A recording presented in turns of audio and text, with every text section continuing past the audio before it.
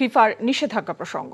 দুর্নীতির দায়ে বাংলাদেশ ফুটবল ফেডারেশনের সিনিয়র সহসভাপতি আব্দুস সালাম মুর্শিদি এমপিকে আর্থিক জরিমানা করেছে ফুটবলের সর্বোচ্চ সংস্থা ফিফা।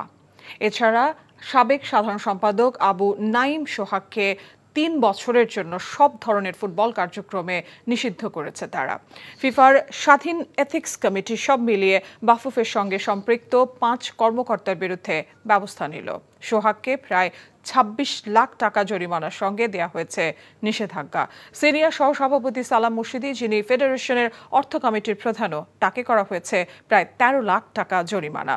এছাড়া বাফুফের সাবেক অর্থ বিভাগের প্রধান আবু হোসেন এবং ম্যানেজার মিজানুর রহমানকে ২ বছরের জন্য সব ধরনের ফুটবল কার্যক্রম থেকে নিষেধাজ্ঞা সহ প্রত্যেককে প্রায় ১৩ লাখ টাকা করে জরিমানা করেছে ফিফা।